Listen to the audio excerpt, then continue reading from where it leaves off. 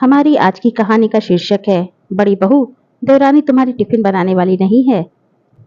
अरे आरती बहू, आज मेघना घर आ रही है तो उसका खाना भी बना लेना। और सुन, थोड़ा ज्यादा ही बनाना। वो यहीं से टिफिन पैक करा कर ले जाएगी। कहाँ घर जाकर खाना बनाएगी? कहती हुई हेमा जी बाहर अपनी आराम कुर्सी पर आकर बैठ गईं, जबकि रसोई में रोटियां सेकती आरती के हाथ वहीं रुक गए। हे भगवान, अच्छी कामचोर बड़ी बहू है इनकी। शाम को आ रही है तो भी घर वालों के लिए खाना बनाकर नहीं आ रही है। मैं यहाँ बैठी हूँ ना टिफिन वाली, मैं बनाऊंगी उनके पति और बच्चों के लिए खाना। अंदर रसोई में आरती धीरे धीरे बड़बड़ाती हुई खाना बनाने में जुट गई। आखिर कितना ही बड़बड़ा ले, खाना तो उसी को बनाना था। ये बात वो अच्छे से जानती थी। आखिर ये हमेशा का ही था। जब से शादी हुई है तब से देखती आ रही थी। आखिर मेघना खाना बनाती कब है अपने घर पर? उसे तो ये समझ ही नहीं आता था। आए दिन तो आ जाती है यहाँ पर अम्मा जी को मक्खन लगाने के लिए। अम्मा जी के दो बेटे हैं, पीयूष और मयंक। पीयूष अपनी पत्नी मेघना और दो बेटों के साथ कॉलोनी के दूसरे छोर पर रहता था। वहीं मयंक अपनी पत्नी आरती के साथ अपने पुराने घर में रहता था। अम्मा भी उसी के साथ रहती थी। आरती और मयंक की शादी को 1 साल हो चुका था, लेकिन 1 साल की शादी में आरती अपनी बड़ी जेठानी को बहुत अच्छे से जान चुकी थी। वो एक नंबर की कामचोर थी। खाना बनाने में तो उसे रोना आता था। हर 3-4 दिन छोड़कर यहाँ चली आती थी और फिर अपने परिवार का खाना बनवाकर यहीं से ले जाती थी। और तो और अपने बच्चे के जन्मदिन और खुद की सालगिरह तक यहीं पर मनाती थी। कोई भी सेलिब्रेशन हो या तीज त्योहार हो, तब भी सबका खाना यहीं बनता था। और अम्मा जी को ये दिखाई नहीं देता था। उन्हें तो लगता है कि बड़ी बहू उनसे बहुत प्यार करती है, इसलिए उनसे मिलने हर 4-5 दिन में आ जाती है।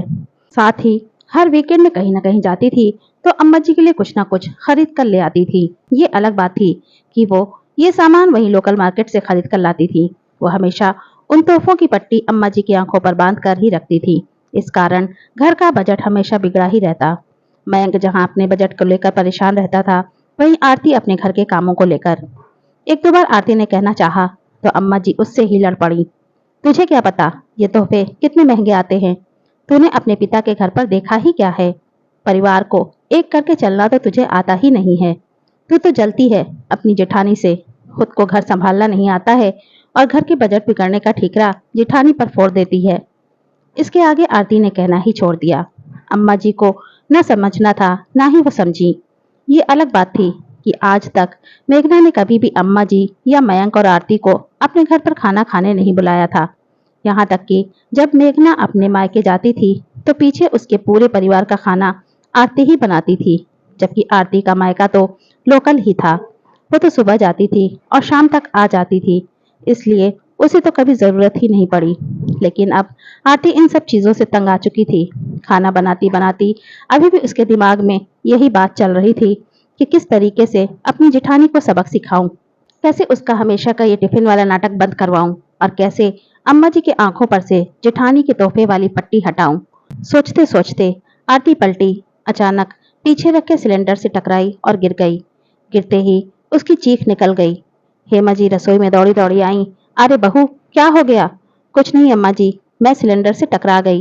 देख कर नहीं जा सकती थी क्या? अगर ज्यादा चोट लग जाती तो फिर खाना कौन बनाता?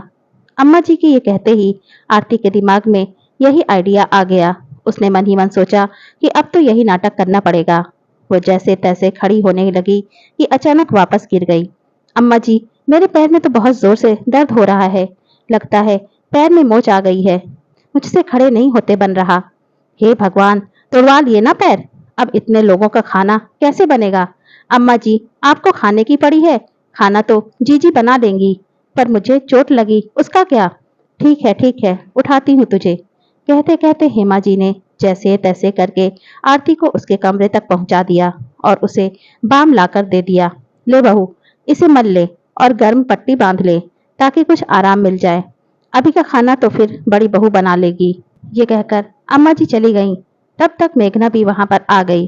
जैसे ही मेघना को पता चला कि आरती के पैर में मोच आई है और वो खड़ी भी नहीं हो पा रही है, इसलिए अब खाना उसे ही बनाना पड़ेगा, तो उसने कहा, अम्मा जी, मैं खाना तो बना देती, पर आज तो मुझे जरूरी काम से जाना है।